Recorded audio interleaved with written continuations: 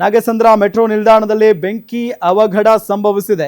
ಹಸಿರು ಮಾರ್ಗದಲ್ಲಿನ ಮೆಟ್ರೋ ನಿಲ್ದಾಣದಲ್ಲಿ ಬೆಂಕಿ ಕಾಣಿಸಿಕೊಂಡಿರುವುದು.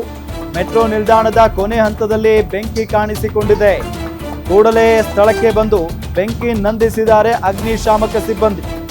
ಹಸಿರು ಮಾರ್ಗದಲ್ಲಿನ ಮೆಟ್ರೋ ನಿಲ್ದಾಣದಲ್ಲಿ ಕಾಣಿಸಿಕೊಂಡಿತ್ತು ಬೆಂಕಿ. ಇವತ್ತು ಮೆಟ್ರೋ ನಿಲ್ದಾಣದ ಕೊನೆ ಹಂತದಲ್ಲಿ ಇನ್ನೇನು ಮೆಟ್ರೋ ಹಿಂಗೆ ಪಾಸ್ ಆಗುತ್ತಲ್ಲ ಅಲ್ಲಿ ಬೆಂಕಿ ಕಾಣಿಸಿಕೊಂಡಿತ್ತು. ಅದಾದ ನಂತರ ಕೂಡಲೇ ಅಗ್ನಿಶಾಮಕ ಸಿಬ್ಬಂದಿ ಸ್ಥಳಕ್ಕೆ ಬಂದು ಬೆಂಕಿಯನ್ನು ನಂದಿಸಿದ್ದಾರೆ.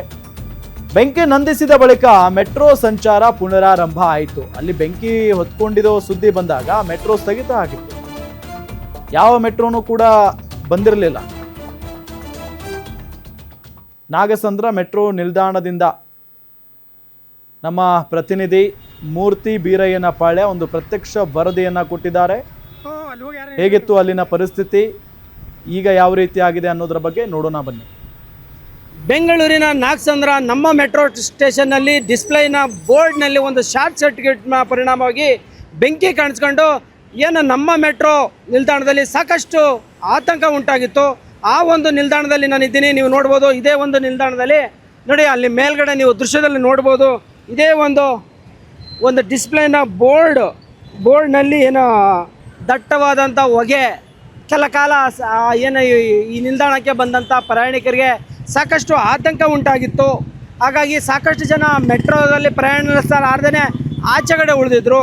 ಈ ಒಂದು ಏನು ನೀವು ನೋಡ್ತಾ ಇದ್ದೀರಾ, ಈ ಒಂದು ವಿಡಿಯೋದಲ್ಲಿ ಏನು ನೋಡ್ತಾ ಇದ್ದೀರಾ ನೀವು, ಇದು ಹಸಿರು ಮಾರ್ಗದಲ್ಲಿನ ನಾಗಸಂದ್ರ ಮೆಟ್ರೋ. ಹಾಗಾಗಿ ಏನು ಈ ಡಿಸ್ಪ್ಲೇ ಬೋರ್ಡ್ನಲ್ಲಿ ಆ ಒಂದು ಶಾರ್ಟ್ ಸರ್ಕ್ಯೂಟ್ನಿಂದ ಬೆಂಕಿ ಉಂಟಾಗಿತ್ತು. ಆಗ ಈ ಪೀಣ್ಯ ಇಲ್ಲೇ ಸಮೀಪದಲ್ಲಿರುವಂಥ ಒಂದು ಪೀಣ್ಯ ಅಗ್ನಿಶಾಮಕ ಠಾಣೆಗೆ ಕರೆ ಹೋಗುತ್ತೆ. ಇಲ್ಲಿನ ಭದ್ರತಾ ಸಿಬ್ಬಂದಿಗಳು ಏನು ಕರೆ ಮಾಡಿ ತಿಳಿಸಿದ್ರು. ಹಾಗಾಗಿ ಏನು ಕ್ಷಣಾರ್ಧದಲ್ಲಿ ಬಂದಂಥ ಪೀಣ್ಯ ಅಗ್ನಿಶಾಮಕ ಠಾಣೆ ಪೊಲೀಸರು ಬಂದು ಈ ಒಂದು ಅಗ್ನಿಯನ್ನು ನಂದಿಸಿರುವಂಥದ್ದು. ಒಟ್ಟಾರೆ ನೀವು ನೋಡ್ಬೋದು ಈ ದೃಶ್ಯದಲ್ಲಿ. ಈಗಷ್ಟೇ ಏನು ಪೀಣ್ಯ ಅಗ್ನಿಶಾಮಕ ದಳದವರು ಬಂದು ಅಗ್ನಿಯನ್ನು ನಂದಿಸಿ ಹೋಗಿದ್ದಾರೆ. ಈಗ ಯಾವುದೇ ರೀತಿಯಲ್ಲಿ ಆತಂಕ ಇಲ್ಲದೇ ಈ ಒಂದು ಹಸಿರು ಮಾರ್ಗದಲ್ಲಿ ಯಥಾ ಪ್ರಕಾರ ದಿನನಿತ್ಯದಂತೆ ಟ್ರೈನ್ಗಳು ಓಡಾಡ್ತಾ ಇರೋಂಥದ್ದು. ಹಾಗಾಗಿ ಏನು ತಕ್ಷಣವೇ ಬಂದಂಥ ಅಗ್ನಿಶಾಮಕ ದಳದವರು ಬೆಂಕಿಯನ್ನು ನಂದಿಸಿ ಸಾಕಷ್ಟು ಆತಂಕವನ್ನು ಹೋಗಲಾಡಿಸಿದ್ದಾರೆ. ಹಾಗಾಗಿ ಏನು ಈ ಒಂದು ಬೆಂಕಿ 1 ಗಂಟೆ 35-40 ಈ ಸುಮಾರಕ್ಕೆ ಈ ಒಂದು ಅಗ್ನಿ ಅವಘಡ ಉಂಟಾಗಿರೋಂಥದ್ದು.